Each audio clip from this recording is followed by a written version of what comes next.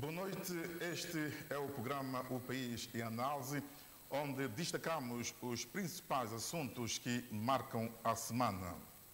Para esta edição temos como temas em análise o Dia Internacional da Mulher, que justamente hoje se assinala, a greve dos professores e educadores, que já dura uma semana, a problemática de austeridade em São Tomé e Príncipe, devido à conjuntura económica e financeira mundial, com uma inflação crescente, e, por último, o Congresso do Partido da Convergência Democrática, PCD. Para análise destes temas, tenho como convidados os comentadores Ambrósio Quaresma e Martim Tavares, mas vamos já de seguida para o primeiro tema.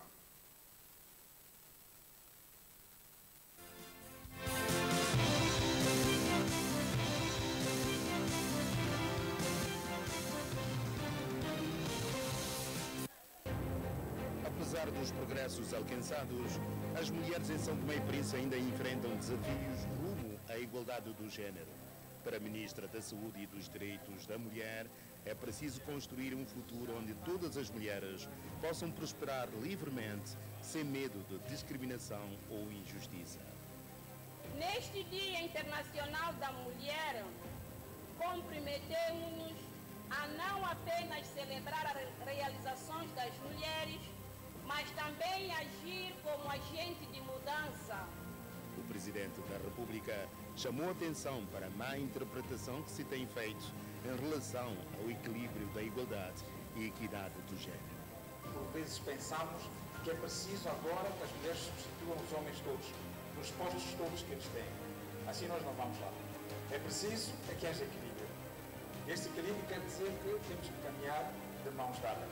Diferentes atividades tiveram lugar no país para assinalar o Dia Internacional da Mulher. As forças de defesa e segurança se juntaram no salão principal do Palácio dos Congressos numa atividade conjunta para marcar a data. Nosso lema é militares para militares, em foco é hora de agir. A atividade foi presidida pelo Ministro da Presidência e do Conselho de Ministros e Assuntos Parlamentares, em substituição do Ministro da Defesa, que teceu algumas palavras de encorajamento às mulheres da Força e Defesa do país. Em nome do Governo de São Tomé e Príncipe, da população e no meu nome próprio, gostaríamos de saudar as mulheres de todo o mundo e de São Tomé e Príncipe, em particular, pela celebração de 8 de março, Dia Internacional da Mulher, que hoje se assinala.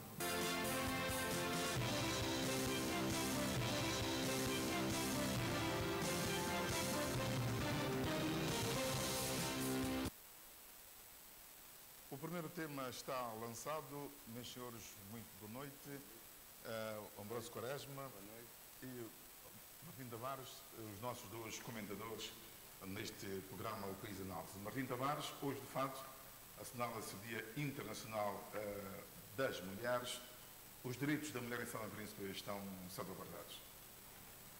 Em termos constitucionais estão, o que quer dizer que os direitos, quando estão consagrados na Constituição, dão a força cimeira, de modo que, se houver alguma violação, podem recorrer, porque será uma violação dos seus direitos. Portanto, isto para dizer que eu encaro a questão da mulher neste dia, primeiro, saudar as mulheres, porque, de facto, é uma franja muito substancial da nossa população. Temos que render homenagem às mulheres, porque são as nossas mães, nossas filhas, esposas, amigas, cidadãs que terão que lutar pela igualdade, pela equidade de género, mas é preciso equacionar o problema, para mim, em dois pontos. Quais são os ganhos e quais são as perdas? Nós temos, nos últimos anos, houve de facto algum ganho, mas também perdeu-se algumas coisas.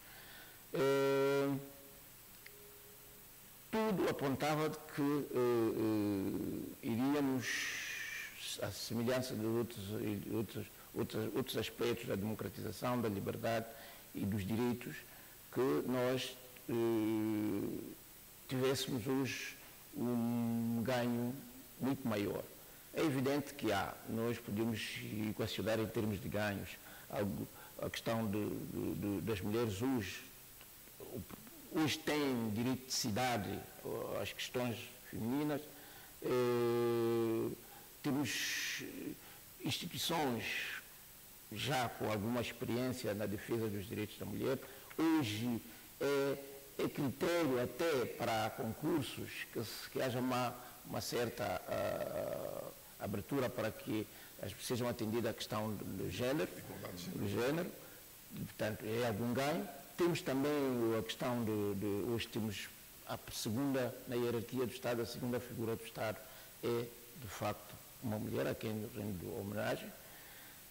Temos ministras, neste momento temos 4, portanto, que é um ganho. Já tivemos algumas ocasiões mais, mas nesse momento já tínhamos uma certa coisa, depois diminuiu, agora temos 4, mas há aspectos fundamentais que se tem que bater na tecla que têm a ver com algumas perdas.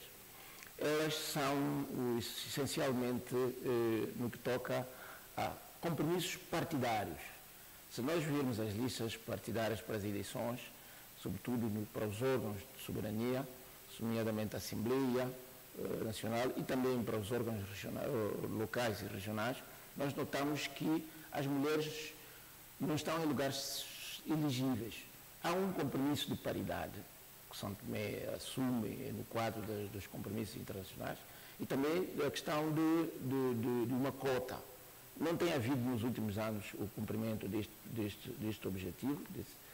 No entanto, podemos dizer que lançar um repto para que os partidos, porque as mulheres, que se usarem a sua força de votação, podem, em certa medida, comprometer algumas ambições dos partidos, porque eles, se não obedecerem, levarem a sério os compromissos nesse sentido, podem, em certa medida, perder o apoio daquela força que é maioritária em termos eleitorais. Neste momento, não sei como é que se vai ser no próximo recenseamento eleitoral, tendo em conta, mas sempre tivemos as mulheres em termos como faixa maioritária da nossa população. Temos também como ganho, é preciso equacionar a questão em termos de Forças Armadas. Ultimamente tivemos uma mulher que ascendeu a posto de capitão. Temos nas forças paramilitares mulheres que já são intendentes, superintendentes, o que em certa medida representa algum ganho. Só que este ganho precisa descer para a pirâmide da sociedade. Nós, na pirâmide da sociedade, eu sou da opinião que todos os partidos deviam assumir e depois converterem em programas de governo o compromisso de levar este desafio à pirâmide da sociedade. Nós temos hoje uma sociedade com alguns valores que deve-se equacionar de forma emergente, com alguma emergência, porque o problema de mães muito menores, crianças com filho, famílias desagregadas, pais que deixaram de cumprir os seus compromissos, as mães que acabam por ser ela mesma mãe, pai, e isto traz consequências muito graves, portanto, consequências graves para a sociedade que queremos com alguma paridade. Portanto, é preciso atacar a questão do ponto de vista na pirâmide da sociedade, porque corremos o risco de a população juvenil, quando tiverem na idade adulta, vão refletir aquilo que é a educação que estamos a dar hoje. Eu sou da opinião que se tem que ter em conta, com o apoio das instituições internacionais e outros, vermos como é que se equaciona o problema da base. Nas mulheres com maior índice de escolaridade, o problema já não se coloca com tanta cuidado, porque temos desde as mulheres juristas, mas lá embaixo das palaias, nas mulheres agrícolas, agricultoras, as pessoas de menos grau de escolaridade, o problema é muito grave e, sobretudo, porque há ainda efeitos da educação. É só lembrar que na nossa cultura tradicional, infelizmente está a ser ultrapassado, mas que ainda é assinar, moala, sapa, cantinho de cama e fogão. Portanto, o que quer dizer que precisamos de contrariar isso com educação, com exigência, com exemplos, tem que se, de facto, e os próprios professores educarem os meninos a partir de educação de paridade.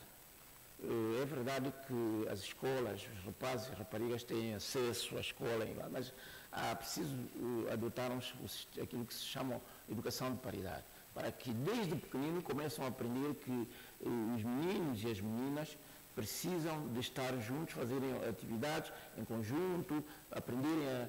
Pois há alguns aspectos que têm a ver com a tradição religiosa, mas isso tem que se encontrar uma forma, um modo de vivendo com as igrejas, sobretudo porque, para que não haja esse conflito. Eu penso que, no geral, é o que me ocorre dizer neste momento. Exatamente, eu vou para outro comentador, Ambrosio Quaresma. De facto, falou Martim Tavares a questão de baixar essa visão para a camada um pouco mais desfavorecida. Mais desfavorecida. É nessa razão que, de facto, o Alto Central teve lugar no mercado do Boforo. Sim, obrigado. Mas antes de responder isso, eu queria, por ocasião da data de hoje, né, queria enviar uma mensagem de solidariedade a todas as mulheres pelo dia de hoje e que a luta das mulheres em cada dia que passa, em cada ano que passa, elas comecem a ganhar o seu espaço. E é necessário que a sociedade tente fazer, enquanto houver possibilidade, uma diferença para a vida das mulheres, de forma que elas conseguem conquistar também um espaço na sociedade. Portanto, respondendo à questão de Alto Central, no Boforo, eu acho que o mercado do Boforo hoje... É uma forma para chamar a atenção do país sobre esta igualdade. Sim. O mercado do Boforo é onde hoje concentra a maior força ativa feminina na luta pela vida. Sabe que o mercado informal hoje, quem mais participa, não estou a falar com base no inquérito, mas naquilo que eu vejo, quem mais participa no mercado informal são as mulheres. Elas que têm essa luta, hoje, as mulheres, devido às dificuldades internas, econômicas do país, as mulheres são forçadas muitas vezes a trabalhar. E o trabalho hoje, essa venda de peixe, de produtos agrícolas, e isso no mercado informal. Portanto, o mercado do Boforo é onde concentra a maior parte da massa trabalhadora feminina. E se o governo decidiu levar esse ato central ali, é de uma forma de ver que o próprio Estado, o próprio governo está a valorizar portanto, o dia como tal e levar a mensagem junto das mulheres, onde está concentrado o maior número de mulheres. As mensagens ali passadas, elas conseguem chegar a todo canto do país, porque lá vendem pessoas, vendem mulheres de todos os distritos. E elas, de certeza, quando chegarem a casa, quando chegarem à sua zona, vão também disseminar as informações. Sabe que, mesmo nas eleições, onde os partidos políticos hoje vão buscar votos, é nesse mercado. De lá, a mensagem passa.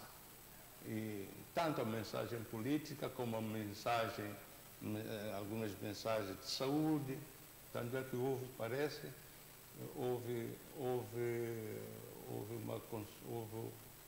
uma feira de saúde no mercado Boboforo.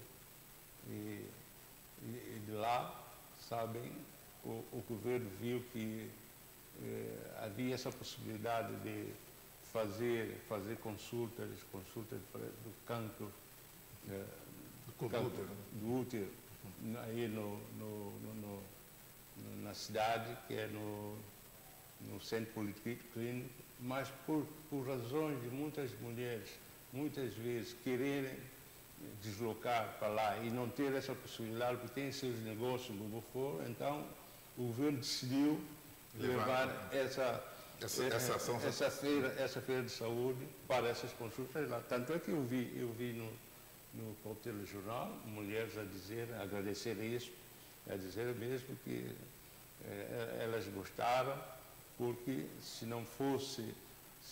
essa feira de saúde não se realizasse lá, elas não teriam possibilidade de ir ao centro político fazer essas consultas. Ok. Quero finalizar para a gente passar já para o tema? Não, quer dizer, eu queria dizer que no caso de Santo Tomé e Príncipe, as mulheres estão a ganhar seu espaço. Não se pode querer que elas consigam ganhar o espaço hoje para amanhã, mas isso são etapas. São etapas. Se nós estamos a notar, estamos a ver que ontem no Parlamento, por exemplo, sou uma mulher, 2 mulheres. Hoje já não sei, não tenho o número certo, mas já cerca de 10 mulheres no Parlamento ou mais. No governo, hoje já há quatro ministras. Já tivemos mais, tanto no governo como no Parlamento. Mas pronto, há uma oscilação.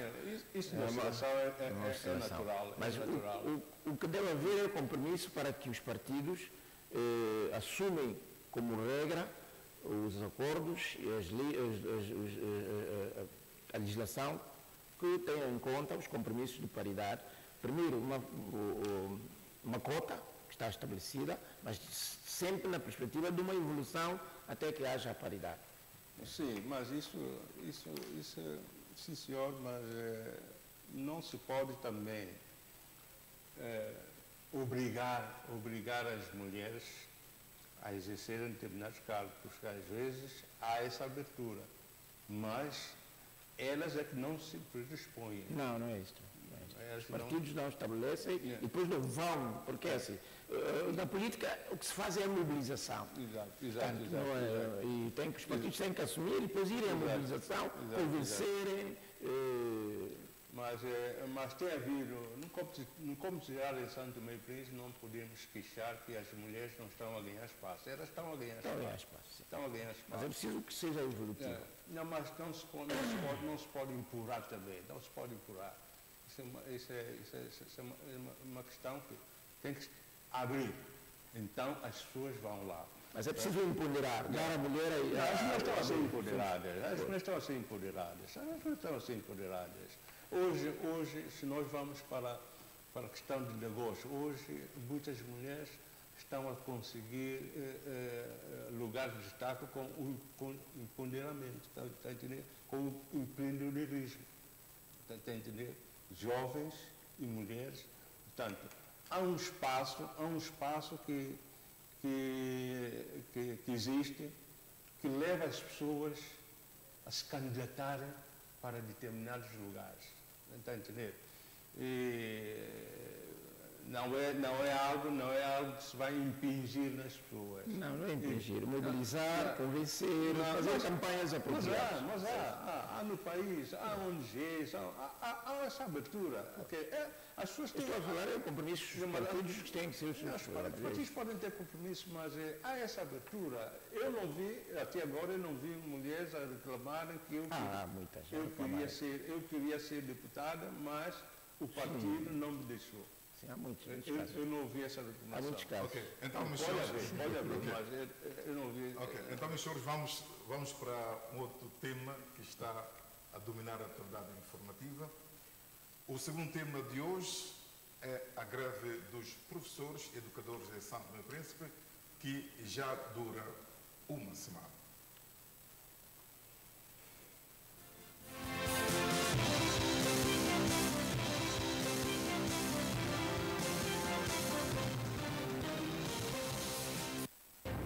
O aumento do salário base para 10 mil dobras, cerca de 400 euros, continua a ser o ponto de bloqueio. Segundo a Intersindical, o governo diz que não tem dinheiro para pagar, mas não avançou com qualquer contraproposta.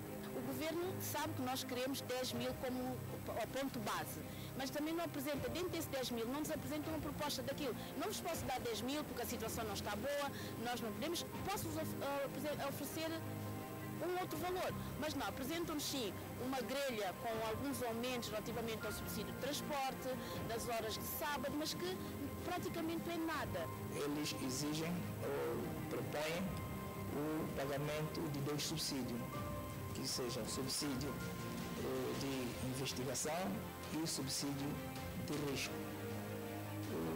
Para dizer também que quanto esse subsídio é a proposta que eles apresentaram, isso vai ser levado, como dizer,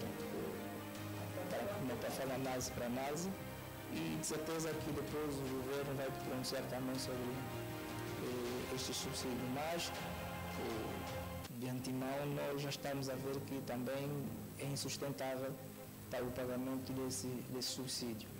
Por quê? Porque as pessoas, normalmente, nós só vemos a parte da despesa. É preciso compreender que o orçamento é feito de receitas e despesas. E para isso é preciso entendermos que as receitas não têm sido elas como estão planificadas. Na sequência da greve que se registra no setor da educação, o governo lamenta a postura ilegal da Intersindical afeta o setor, que ameaça impedir os professores não grevistas de regressarem às aulas. O governo alerta que, de acordo com o artigo 425 do Código do Trabalho, os piquetes de greve funcionam fora dos locais de trabalho e a liberdade de quem não der a greve não pode ser posta em causa. Por outro lado, relembra que, de acordo com o artigo 432, número 2 da mesma lei, o exercício ilícito de direito à greve leva à responsabilidade civil e criminal, razão pela qual a assunção de responsabilidades nessa matéria deve ser aferida de forma individual. Figurando o direito de greve como direito constitucionalmente consagrado, o seu exercício assiste a todos os cidadãos. No entanto, tendo em atenção a situação particular que o país atravessa, marcado por condicionalismos impostos, quer por constrangimentos de natureza económica e financeira, quer pela restrição orçamental resultante da dependência que o país enfrenta no que respeita à política económica, o governo relembra aos cidadãos que os parceiros que financiam a nossa economia impõem regras, condições, limitações e fazem exigências que não podem ser ignoradas sob pena de não termos o acesso ao crédito indispensável para prosseguirmos a trajetória do desenvolvimento.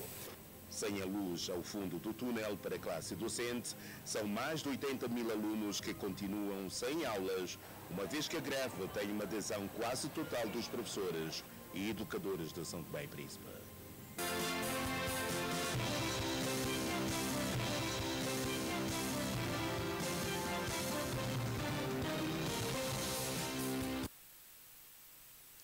Hoje faz precisamente 8 dias que arrancou a greve dos professores e educadores de São Tomé e Príncipe. Ambrósio Quaresma, a reportagem que nós assistimos dá-se uma sensação de que as partes ainda estão longe de chegarem a um consenso.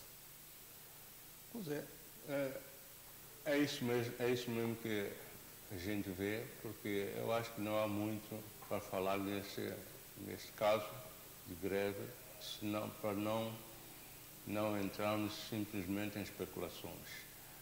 Mas o que saltou-me à vista, que eu tenho dúvidas, não sou jurista, é a questão que o governo chama a atenção aos professores que estão em regime de contrato. As pessoas estão em regime de contrato, as pessoas estão em regime extraordinário, outra coisa assim parecida. Agora, um professor que está em regime normal, eu acho que é a maioria que está em regime normal, e uma minoria em regime de contrato ou extraordinário. Há uma greve. Agora, esse contrato, esses professores de regime de contrato, eles também deverão aliança greve, porque contrato é contrato e regime normal é regime normal. O que é que diz lá o contrato? Será que esse contrato não tem lá as cláusulas próprias que dizem aos professores que eles não podem entrar em greve? Eu acho que também não vão prever isso no contrato. Mas sim, um professor que esteja a trabalhar no regime de contrato, na minha opinião, eu acho que não deve aderir à greve. Na minha opinião, contrato é contrato, regime normal é regime normal. Mas o problema também que se põe, mesmo que os professores do regime de contrato queiram trabalhar, eles trabalham com quem? Se os alunos todos estão em casa porque os professores estão em greve. Eu creio que mesmo os professores do regime de contrato não terão alunos para trabalhar. Quer dizer, é um problema que não sei como é que está a legislação, porque normalmente o legislador sempre deixa pontas para várias análises. Porque eu vi, creio, a advogada dos sindicatos a dizer que é inconstitucional se o governo tomar essa medida, porque os trabalhadores estão em greve, os professores estão em greve, automaticamente não se pode impedir por outras vias os professores estão em greve. Não se pode, como é que ela utilizou o termo, não se pode encontrar formas para levar a greve a não se realizar. Quer dizer, se os professores em regime contratual forem trabalhar, isso quer dizer que estariam a coartar a posição dos grevistas. Isso tem uma certa confusão, não sou jurista, porque normalmente os legisladores nunca... Há casos da lei que é clara, mas há casos, por isso que há advogados. Sim, como jornalista que tem uma visão ampla das coisas, as duas partes, como é que vê as partes nessas negociações? Quem de fato está... Não, as partes eu acho que há uma situação, ninguém vai ganhar com essa greve, ninguém está a ganhar, ninguém vai ganhar não, ninguém está a ganhar com essa greve. Os professores não estão a ganhar, o governo não está a ganhar, os alunos não estão a ganhar. Quer dizer, é uma situação que todos devem, tanto o sindicato como o governo, devem encontrar, já falamos isso a semana passada, uma forma de sair dessa situação. Porque a greve já vai 8 dias, hoje faz 8 dias. E isso leva com que o programa escolar vai ser remodelado. E nessa remodelação do programa escolar, eu acho que vai haver constrangimentos. São os alunos que estão ao meio do ano letivo, começam a esquecer dos conteúdos, e depois os próprios professores, muitos deles, de certeza têm seus compromissos, muitos deles com banco, e não havendo salário, acho que haverá problemas.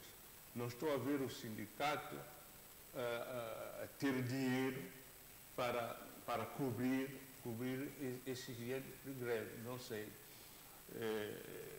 Portanto, ninguém vai ficar a ganhar com isso. É necessário que todos dialoguem muito bem, haver, principalmente para os docentes, os alunos, porque isso está numa situação em que esperemos que não se vai cair num beco sem saída. Okay. Caindo num beco sem saída quer dizer que não haverá negociações. O governo está agarrado à sua posição de que não há possibilidades de aumentos salariais. Um aumento salarial também, eu acho que fazendo um aumento salarial conforme os professores estão a pedir, isso o governo não iria atender só os professores, a educação, havendo aumento salarial de base, isso teria que ser extensivo a demais setores. E outra questão, eu acho que essa questão do salário mínimo, salário base, de 10 mil dólares, se tiverem que implementar isso, que eu não acredito que haja, que o poder econômico do país e financeiro tenha essa capacidade, eu acho que é uma questão que o governo tem que sentar com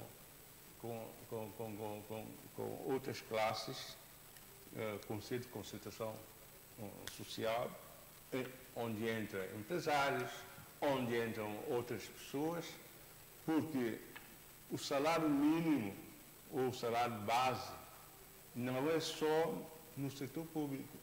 Havendo um salário mínimo, um salário base, tem que ser a nível nacional. E sendo a nível nacional, não é só o Estado que acarreta com isso. As empresas, os privados também acarretam com isso. Agora eu pergunto, os privados terão possibilidades financeiras para cobrir esse tipo de salário? Ok, fica essa dúvida, passamos para o Martim Tavares. O Presidente da República hoje ainda pediu o maior diálogo entre as partes, o Governo e o Sindicato. Nós também ouvimos a parte das autoridades, das finanças, de que as receitas e as despesas. As receitas não são muitas, cada vez mais está a diminuir, segundo informações que foi passado. Como conseguir atender esta reivindicação dos professores, que ronda mais de 300% do aumento salarial? Antes de mais, eu acho que há duas coisas que eu acho que estão a falhar.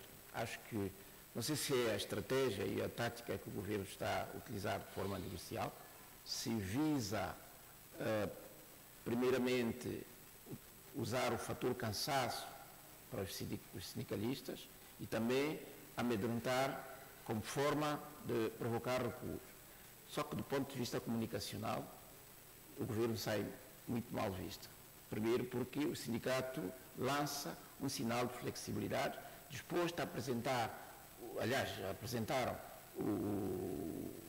uma contraproposta, mas não receberam do governo. Portanto, o governo passa uma mensagem de que, de forma velada, vai dizer, olha, se não cumprem porque têm um contrato, não sei qual é a percentagem do universo de todos os professores, porque é que representa os professores com o contrato, mas o que é certo, passa uma imagem de que vamos recorrer de forma camuflada, de forma subterrânea, ou de forma com alguma subtileza, a layoff, que é o patrão dizer, olha, eu não quero, você fique porque você foi para a greve. Só que não sei, os juristas estão divididos, mas a grande maioria diz que a greve é um direito constitucional. Portanto, o que, em termos de qualquer legislação, põe em causa aquilo que está estabelecido pela Constituição, prevalece o que é constitucional. Portanto, não sei, eu não sou jurista, mas o que eu penso é que, do ponto de vista, em termos de estratégia negocial do governo, parece que o governo está a falhar. Por quê? Porque, das duas, uma, ou lança uma proposta definitiva, clara, e diz, é isso que podemos fazer, mas quando diz que não dá nada, passa uma imagem negativa de intransigência. Eu acho que, em termos negociais, fica muito mal parecer uma imagem de intransigência. Não sei se a estratégia é mesmo provocar cansado, depois, no fim, apresentar uma e já cansado e aceitar, não sei qual é a estratégia, porque normalmente, nas negociações, tudo que tem a ver tanto táticas como estratégia, para que uma das partes, as partes, consigam obter resultados. Não conheço, estou fora, sou um observador de fora, à distância. Aquilo que me dá a perceber é que é preciso que o governo avance com alguma proposta concreta e torne pública. Dizer, isto é o máximo. E também há outra coisa. O governo também tem que, do ponto de vista de exercício da sua atividade, negociar também e colocar junto aos parceiros internacionais, de que ou as instituições que nos querem apoiar, querem que haja estabilidade, e nessa conjuntura tem que haver alguma flexibilização, porque a rigidez na aplicação das medidas, depois da pandemia, é natural que os países tenham choque. Nós tivemos choque econômico. As instituições de Bretton Woods têm que considerar esse aspecto. Tivemos choque. Temos um índice de inflação muito grande. Se em relação à Europa, à União Europeia, as instituições de países mais ricos têm tido alguma flexibilização, esses países têm que se negociar com esses países alguma flexibilização para São Tomé e Príncipe. Nós não podemos estar com o déficit equiparado, déficit em termos daquilo que é o déficit orçamental, equiparado aos outros países. Não estou a dizer que vamos emitir notas, emitir dobras para cobrir, mas o que é preciso é encontrar com essas instituições alguma flexibilidade. Não estou a ver um governo mais de 2 anos e meio, para conseguir fazer reformas econômicas que estão e, ao mesmo tempo, atender às necessidades para manter a estabilidade social e econômica. Não estou a ver. E política, sobretudo política, porque, parecendo que não, mesmo não é preciso os partidos se meterem nisto, é preciso dizer, as condições de vida são, a inflação é galopante, tivemos, infelizmente, a influência da pandemia, veio a guerra na Ucrânia, e agora a guerra no Médio Oriente, com passagem para o canal de Suez, por trás consequências econômicas muito gravosas, e que teremos que enfrentar a situação com igual circunstância, como se não houvesse as circunstâncias fossem iguais ao período anterior a essas situações. Eu penso que o governo tem que negociar ou no quadro de mesa redonda, seja o que for, para encontrar alguma saída. Eu, pessoalmente, tenho pena de quem governa nessa altura, porque Banco Mundial vai dizer, vai cortar nas gorduras. Está bem, onde? Viaja. Vai ser suficiente para manter a grelha salarial crescente para todas as classes profissionais? Não sei. A economia está a crescer, há projetos estruturantes que possam vir a alterar rapidamente nos próximos 2 anos, 3, essa situação não há. Portanto, o que quer dizer que tem que se ir negociar com essas instituições para que haja alguma flexibilização em relação a isto. Há outro aspecto que eu acho que é fundamental nós vermos, é a questão como o Presidente disse. O Presidente disse que nessa altura era preciso que houvesse alguma flexibilização. Não é flexibilização para que pareça que alguma parte está a perder, mas para acalmar a sociedade. Porque quanto mais durar a greve, maior as consequências para a estabilidade social. Os pais estão muito preocupados. Os pais, normalmente, tendencialmente, faz-se um inquérito a nível, vai-os consultar a nível internacional. Quando a greve, normalmente, a tendência dos pais é favorecerem a classe dos professores, porque é a classe muito respeitada, é de lá que os pais sentem que vão cuidar da formação dos seus filhos. Então, nessa altura, também tem que haver alguma sensibilidade do Estado, de modo que façam um esforço de passar uma imagem de flexibilidade, não de musculatura. Há formas de passar-se mensagem sem parecer que há intransigência. Eu penso que o Mercosul vai nesse sentido. Não sei se é problema de assessoria... É uma questão que eu queria colocar. Passa a imagem de muita intransigência. Vocês poderiam responder. Normalmente, quando há greve no país, conota-se muito com questões políticas. Vocês, como jornalistas, acham que poderá ter mão invisível política nessa greve? Eu acho que nós temos uma democracia que mãos políticas não faltam nessas coisas. Porque quem são os professores? Muitos professores são políticos. Muitos. Alguns que não têm nada a ver. Mas muitos professores são políticos.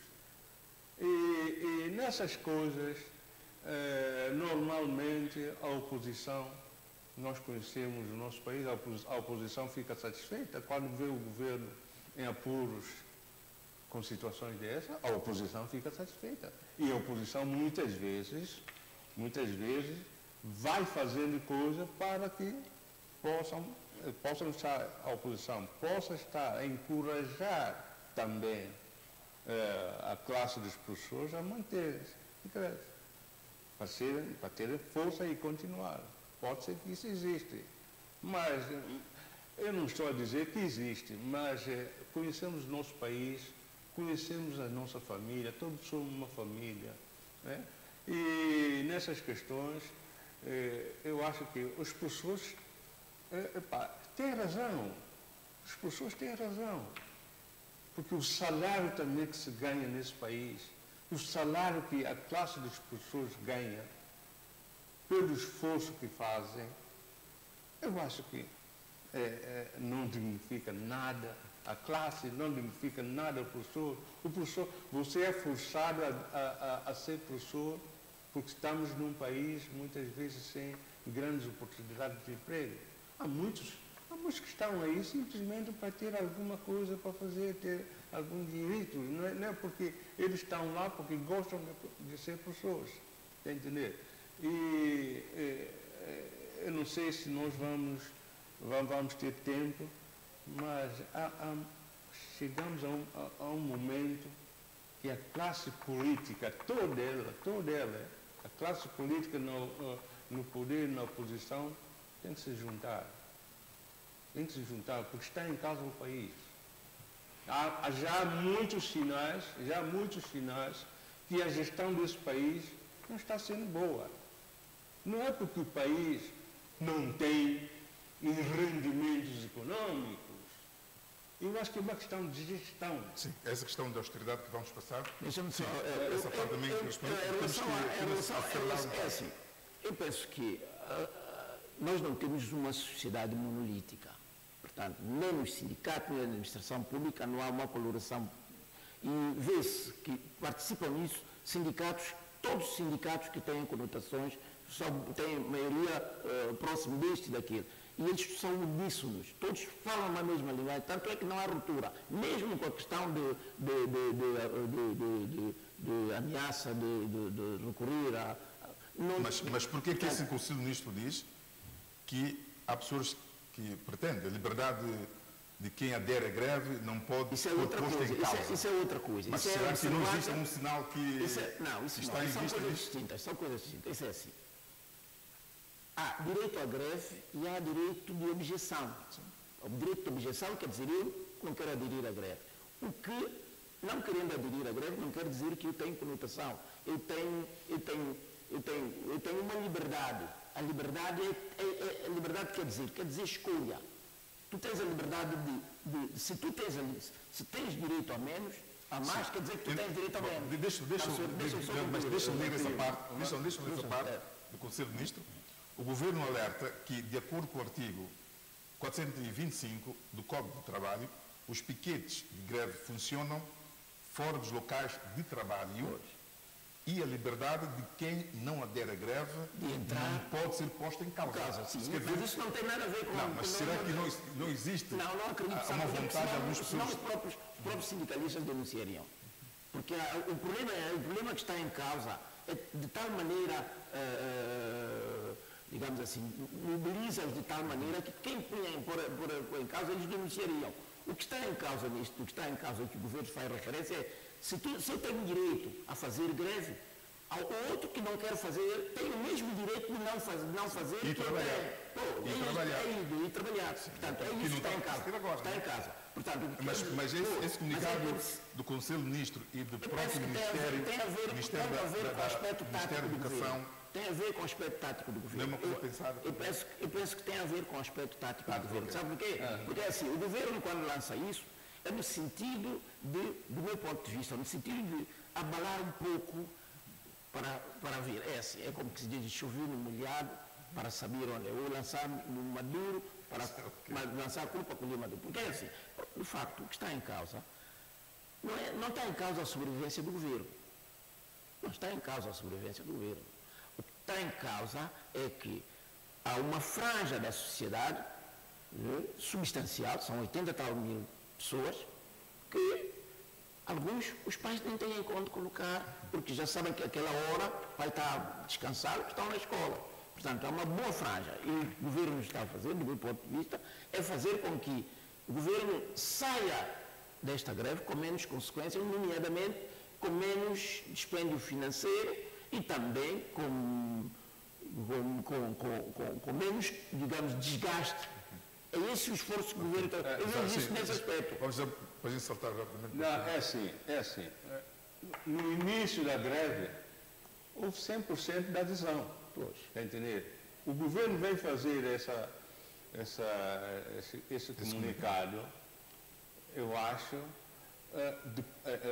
não. O governo fez esse comunicado ontem, no 5º dia da greve. Sexto dia da greve. Isso porque eu suponho que essa adesão tem estado a diminuir. Eu suponho que tem estado a diminuir. Que há, talvez, alguns que já ouviram os ganhos que eles já tiveram e podem estar já insatisfeitos. Esta é a suposição. Nem a reportagem da rádio, nem a reportagem da TVS não confirmam isto. Mas, veja só. Portanto, por essa razão que eu acho que é aspecto tático. Não, pode ser aspecto tático, mas é assim. Se o governo, 6 dias depois, o governo vem com isso. Por que vem com essa coisa? É tática. É tática. Tática negocial. Isso é suposição. Eu também é suposição aquilo que estás a dizer. É também suposição minha aquilo que eu vou dizer. Nós queremos fato. O facto é isso. É que até agora, quer rádio, é assim, a cobertura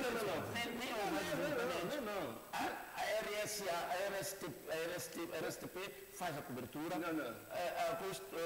Rádio Nacional faz cobertura, a STP Press faz cobertura, as rádios, a RTP África faz cobertura, nenhum reportou isto. Quer dizer, eu estou a falar em termos de facto. Não estou a adjetivar, não. Mas é uma questão que vamos ter. Veja. São fatos, veja. São fatos. Não é suposição, não, são fatos concretos. Veja como é que funciona o nosso país. É assim. São conjunturas. Não, é assim. Os jornalistas aqui nesse país, eu tenho a ousadia de dizer isso, são preguiçosos. Os jornalistas aqui nesse país são preguiçosos. Os jornalistas não vão às fontes. Muitas questões não vão às fontes. Está a entender? Há a lei da greve. A lei da greve, os professores devem estar nos postos de trabalho. Está a entender? Eu não vi nenhuma reportagem. Os piquetes, não é obrigatório todos. Mas eu não vi nenhuma reportagem de jornalistas irem entrevistar pessoas. Onde? Na RTP África. Vi na RTP África, vi na RSTP. No primeiro dia da greve. No primeiro dia da greve, né? Todas as vezes que há reportagem da RSTP, o problema é o seguinte, eu penso que, do meu ponto de vista, já falaste, Marcelo, já falaste, deixa-me falar. A tática é dos dois lados. A tática é dos dois lados. Não estou a falar só a tática do governo. Não, é isso. A tática também vem do sindicato. Por essa razão que o sindicato a apresentar uma contraproposta. O governo, de certeza, está sendo assessorado. O sindicato, de certeza, estão a ser assessorados. Portanto, mas eu acho que o governo está mal assessorado. Apresenta muita musculatura, parece que está... Eu, pessoalmente, não aconselho. Os governos, quando apresentam musculatura, tornam-se impopulares. Musculatura como quando o governo diz não há coisa, eu acho que não é muito aconselhável. Eu, se fosse assessor, eu não aconselharia. Há outras formas muito mais sutis, mais coisas para resolver. Esse comunicado que é uma ameaça velada. Chama a atenção. Não é chamar a atenção, é uma ameaça velada. Se você não fizer, eu vou mandar para a rua. Em termos de linguagem prática, terra a terra é isso. Se não é preciso ler entre mim, é quase claro. Sim, senhor. E as táticas, eu já disse, os dois lados usam as suas táticas. Agora, eu sou da opinião daquilo que o Presidente disse. O que é que o Presidente disse? O Presidente disse tudo que já dissemos. Que as partes têm que sentar a flexibilização. Okay. Mas, senhor, é uma questão que poderíamos querer concluir essa parte para nós avançar para o tema. Se fizer uma sondagem hoje, o que é que o governo perdeu em termos de popularidade é muito. Portanto, é preciso comunicar melhor. Há coisas que se utilizam de forma muito... se utiliza, na política até se utiliza, meu amigo. Bem, na política... Eu não vou por essas partes, porque eu já fui sindicalista. Eu sei que nós utilizamos as táticas quando estivemos em negociações com o governo. O governo também é inteligente. Também utiliza... Eu não estou dizendo que não é inteligência, só que é uma opção livre de cada parte assumir. São as suas táticas, as suas estratégias. O que eu não quero é que se diga a parte mais fraca caiu. Eu não quero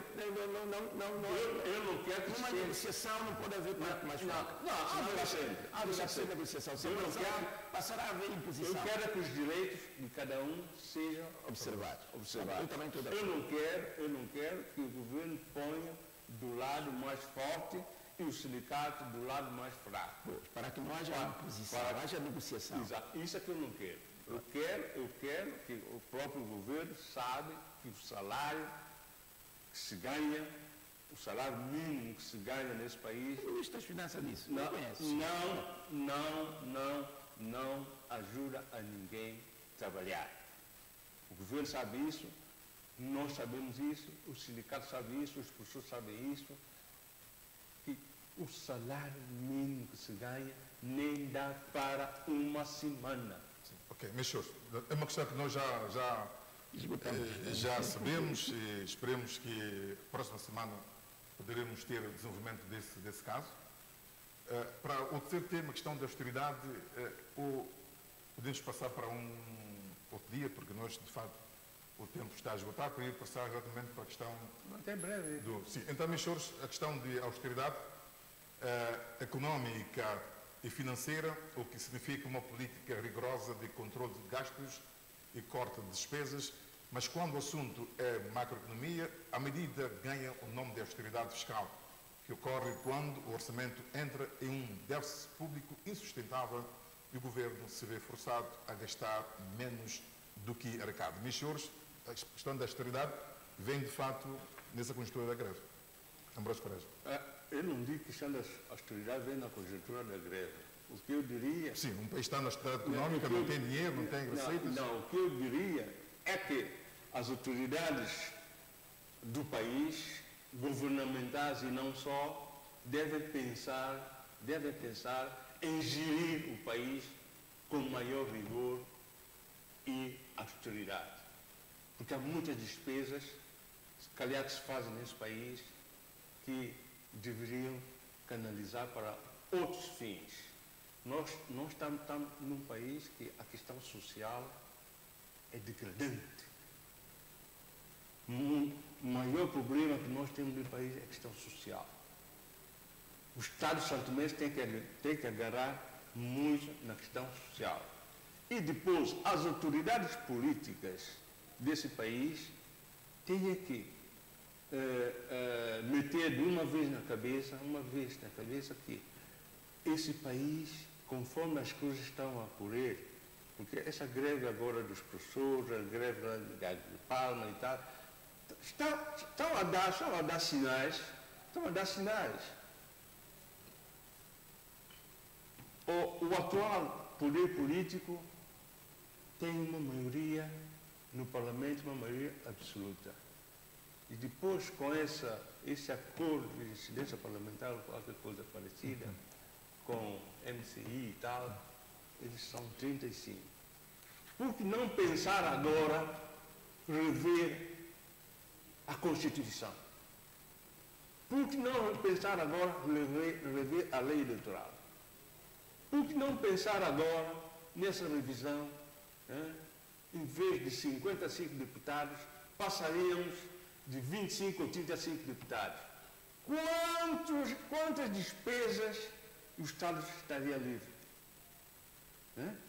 Por que não pensar, como disse alguém no Parlamento, em vez de nós termos em São Tomé 6 autarquias e mais uma região autónoma, por que não pensar ter eleições autárquicas norte, centro e sul?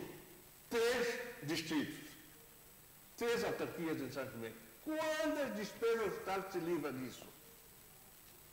Por que não pensar, quando um partido ganha eleições, eleger, nomear 5 ministros, pelo menos, e o resto, alguns secretários de Estado? Quantas despesas o Estado vai livrar-se disso? Somando tudo isso, está a ver como é que nós iríamos responder muitas questões sociais? Iríamos responder muitas questões sociais. Até os nossos parceiros talvez ficariam satisfeitos com isso. Se nós fizermos isso, eu acho que autoridades políticas, se pensar nisso, reunir os parceiros sociais, reunir a oposição, que também essa oposição é santomense, para ver essa questão. Chegamos a uma situação que tem que se fazer isso. Diminuir despesas na Assembleia Nacional, com os deputados, diminuir o número de deputados, diminuir o número de autarquias. Mesmo. Okay. Sim, essa prioridade para vir canalizar o dinheiro para outros fins. Sim, muito dinheiro. É muita despesa. O Martim Tavares, muito pouco tempo, a questão da austeridade. Eu penso que o problema da austeridade vem desde... Ele tem razão em relação àquilo que se chama cortar as gorduras do Estado. Só que tem que ser feita de forma muito consensual para que não provoque ruptura política. Porque, de facto, quando se toma-se medidas dessa natureza, é como se estivéssemos a introduzir uma terceira república. Portanto, significa que teríamos que fazer reformas profundas.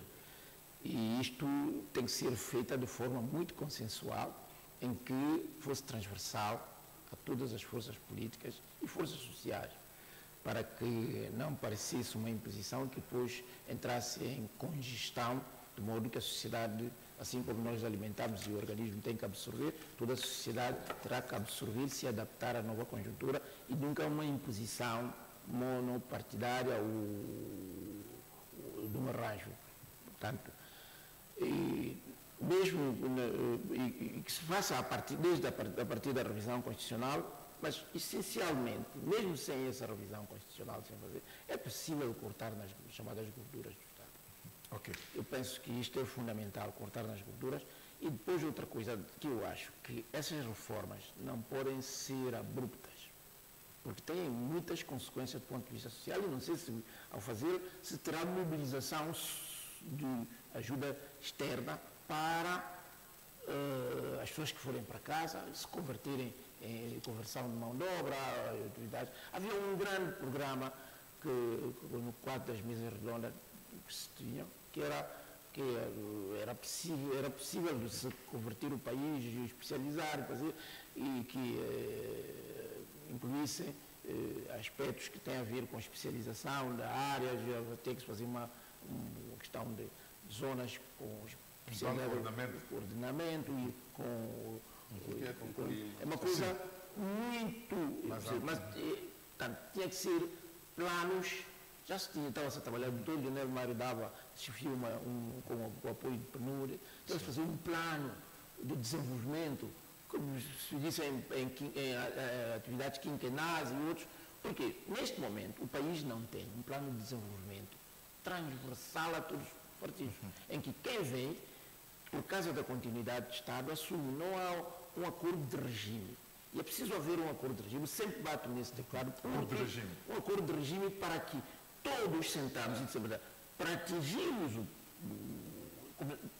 galgarmos os passos de desenvolvimento, é preciso fazermos isto. Quando um partido vem, pode dar uma coloração, mas aquilo que são os objetivos a curto, médio e longo prazo, sejam objetivos claros, assumidos pelo país e que pequenas nuances que conformam com a realidade de cada um de nós. Não, mas eu só queria concluir aquilo que estava a dizer. Quanto aos ministérios, podíamos criar 5 ministérios em que entrariam ministérios de assuntos sociais, ministério de assuntos econômicos e financeiros, primeiro-ministro, e depois algumas secretarias de Estado. E com isso, eu acho que o governo teria muito dinheiro. Ok. Muito dinheiro para desenvolver outras áreas sociais. Ok, meus senhores, vamos para o último nosso tema, o quarto. O Partido de Convergência Democrática PCD vai ao Congresso este sábado. Esta força política sem assento parlamentar, que nos anos 90 venceu as eleições legislativas com maioria absoluta, vai escolher um novo presidente. Os 2 candidatos apresentaram-se para a presidência desta força política: João Bonfim, antigo ministro dos Assuntos Sociais, e Nelson Lombard, um quadro jovem santomense. Bonfim ou Lombard, um deles será o novo presidente do PCD. Meus senhores, o tema está lançado. Eu vou para o Martim Tavares. O Congresso será este sábado. Os 2 candidatos já se apresentaram. Já se apresentaram e também já fizeram campanha, o que é bom, dá uma certa dimensão democrática, e acho que cada um já tem a sua moção bem afinada, e amanhã vão apresentar-se e será sufragado pelos os congressistas. É um sinal muito importante, porque o PCD é um partido que fez história, liderou o processo democrático a par do MLSP, porque o MLSP também não quisesse, faria como os outros países, que praticamente a democratização foi arrancada a ferro e fogo. Portanto, mas quem de facto proporcionou, pressionou e fez foi o PCD, fez o primeiro ano, instalou a primeira Assembleia Democrática. Portanto, eu acho que é um partido histórico. Seria uma pena se não conseguisse reerguer-se. Eu penso que neste momento o que se me ocorre dizer é que temos 2 candidatos que representam 2 grandes massas muito importantes, uma que tem a ver com resiliência. Portanto, o PCD passou um período muito difícil e que conseguiu manter algumas pessoas que disseram, não, eu vou ficar aqui, seja der o que vier, nunca vou largar. Ainda este grupo, digamos assim, essa franja, tem o Lombard à cabeça. Nós sabemos que fez o percurso chamado de travessia do deserto. E temos o João Bonfim, que representa o quadro, que fez um percurso e deixou algum legado, e que reaparece com sangue novo, com experiência das outras paragens, e que podem os dois ser fatores agregadores. Um com experiência externa, outro com muito maior experiência interna, podem ser... Agora, mas apenas um que será o presidente do partido. Sim, mas... E não haverá ruptura depois? Não, eu creio que não, porque assim, os partidos democráticos, aliás, nós assistimos agora em Portugal, o PS, que eu penso que foi um grande inspirador na altura da criação do PCD, deu um exemplo agora. Portanto, fizeram um congresso, como muita gente dizia, um congresso eletivo nas vésperas de eleições, ia provocar ruptura, não. Deu sinais de unidade. O que é que o PCD deve fazer, no meu ponto de vista, para evitar que haja ruptura, é que tem que conciliar, logo a seguir, fazer os Conselhos Nacionais, os órgãos estatutários, de maneira que incorporam em sistema do ONTE os elementos das duas tendências, para evitar que haja ruptura. Tem que haver, digamos assim, partes de noção do outro que tenham sido tido em conta. Não pode ser ganho tudo e tu perdes tudo, porque senão vai provocar ruptura em qualquer parte do mundo. Eu penso que se fizerem isto à semelhança das outras culturas, hoje não estamos a descobrir roda, então não se está a descobrir. Há muita coisa que pode-se fazer, os juristas costumam dizer, há o direito comparado, assim como nós podemos copiar o que é bom dos outros, não faz mal. Eu penso que é possível. Sim, portanto, eu como ocorre dizer como solista. Eu acho que, quer dizer, a democracia só ganha com isso, não é? Se o PCD quer renascer das cinzas... Fênix. Fênix. Fênix? Sim, Fênix. A lenda do grande pássaro que veio. É um partido que foi um grande partido após o processo democrático, não é? Mas depois houve essas divergências políticas todas entre ele e o ex-presidente da República. Mais tarde, o partido foi entregue a aventureiros políticos internamente. Ninguém sabia quem. Não havia um mando dentro do partido, e deu o que deu, que concluiu ultimamente com o basta. Todos do PCD saíram, todos ou quase todos saíram para o basta. E não sei qual é a posição que vai ocupar o basta com esse congresso do PCD. Um ou outro vai cair, vai desaparecer. O basta desaparece, ou o PCD continua, mesmo com o seu renovar de liderança. Mas eu acho que os dois candidatos estão bem posicionados, não é?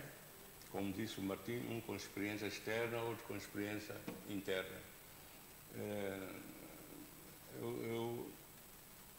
Eu tenho algumas dificuldades do João Bonfim, porque ele deixou o país tanto tempo, cerca de 20 anos, ele deixa o país, pelo menos os militantes do PCD jamais ouviram-lhe falar, jamais ouviram sua intervenção sobre tantas questões políticas que aconteceram no país. E se o João Lombard se o Nelson Lombard não falou, é porque devido a essa desorganização toda que havia dentro do partido. Portanto, ele ficou uma figura um tanto ou quanto reservada, mas eu soube em tempos, a coisa de 3 ou 4 anos para aqui, o PCD estava para organizar um congresso, mas ele até queria ser um dos candidatos, mas... Naquele ele saiu como secretário-geral. Mas uma questão que eu queria colocar, por exemplo, sabemos que há essas figuras do PCD estão todas congregadas para este Congresso? Existe essa movimentação nesse sentido? Não, a informação que eu tenho é a seguinte. Todas, né? A informação que eu tenho é a seguinte, é que neste momento o partido está a ser reorganizado. Sim, mas essas figuras todas que...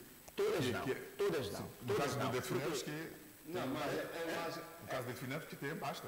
Sim, mas basta não é um partido, é um movimento. É um movimento. Que concluiu, sim, congrega não só elementos provenientes, por exemplo, provenientes do ADI, provenientes do MLSTP, há lá figuras. É um movimento. É um movimento. Portanto, é um movimento político. Exato. Portanto, ao contrário de um partido. Só que as pessoas que estiverem no Basta e que são do PCD não podem ir como nos órgãos de direção do novo partido, porque senão perdem mandato. Mas o que não quer dizer que eles não podem manter os seus cartões de militante. Porque o que é assim, é que nós muitas vezes, por questões políticas, fazemos muita confusão entre os movimentos políticos e os partidos políticos. Eu estou aqui, por uma questão de ocasião favorecer, eu posso buscar gente de outros, fazer um movimento em torno de um objetivo, até que pode ser tático, de um determinado partido, a estratégia também de um determinado partido, e organizar um movimento. Está a perceber? Nós vimos aqui criação de alguns partidos, alguns movimentos, que foram elementos táticos de determinadas forças, ligadas a determinados partidos, não vou dizer nome, mas que tiveram o objetivo de enfraquecer uma das partes ou de favorecer outras partes. Há essas nuances. Agora, compreender isto é preciso ter a informação de lá dentro. Muitas vezes as informações não vazam, mas alguns de nós temos informações privilegiadas e, portanto, tenho algumas informações privilegiadas que me deixam antever que determinados partidos, determinados movimentos que apareceram aqui, tal como o Basta, é uma espécie de prolongamento de outras forças políticas. Martim, é assim. O Basta é um movimento, mas é um PCD improvisado. O Basta é um PCD... Não será PCD 2? É um PCD improvisado para uma situação. Está entendendo? Porque... Só que, do meu ponto de vista, eu pessoalmente acho que falhou a estratégia. Era uma estratégia que parecia ser boa. É um PCD improvisado. Não são políticos. Não. Eu não acho. Vamos deixar o Porque um político, quando faz uma estratégia, tem que... É vencedora ou perdedora. Não, vencedora ou perdedora. Mas deixamos Ambrosio. Eu os vejo que não são políticos. Não são políticos. Se fossem políticos, o PCD é o partido onde todos... Eu não estou a dizer que houve apoio. Não, estou a dizer que eles improvisaram a tal estratégia que você falou. É o PCD que improvisou uma estratégia. Agora, dizer que é um movimento com alguma solidez, nada, zero. O Basta é um movimento... É dos deputados, dos mais tradicionais. Dois deputados queriam se realizassem eleições no bairro do hospital, eles seriam só um. Por quê? Esse já sabe como. Está entendendo? Se realizassem eleições no bairro do hospital, o PCD, ou o Basta, só teria um deputado. E esse um deputado, sabe-se como é que foi o arranjo. Nós estamos pensando também.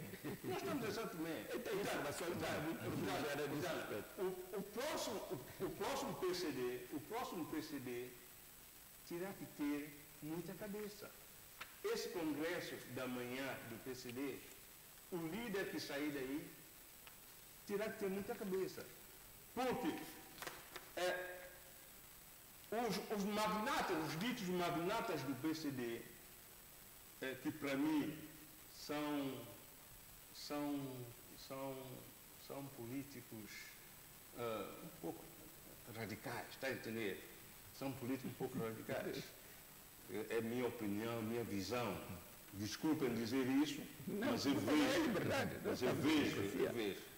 Porque você, na política, é como se diz, eu dou-te mão direita, mas cuidado, senão a controlar eu vou buscar com a mão esquerda.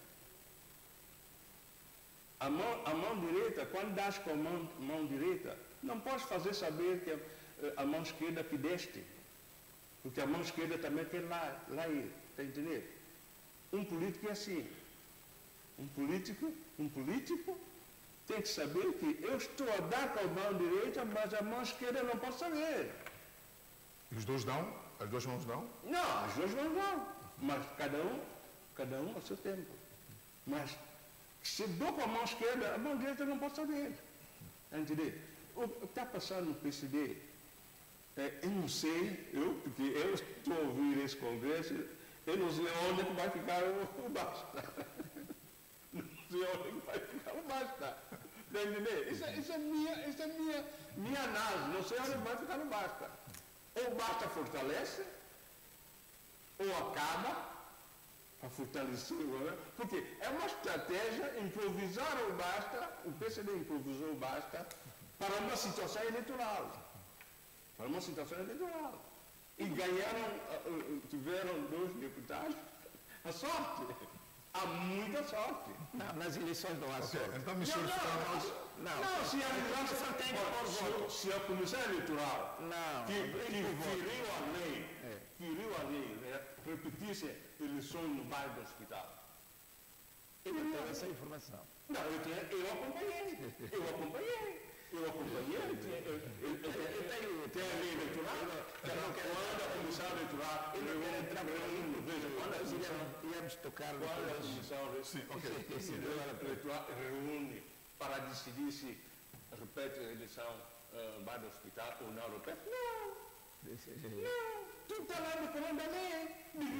Deviam repetir essas eleições. Ou ali, talvez, eu não tenho essa informação, talvez não fez o barulho, porque eles já tinham as suas somas, já tinham as suas contas, já sabiam que tinham 30 deputados e tal. Deixa lá.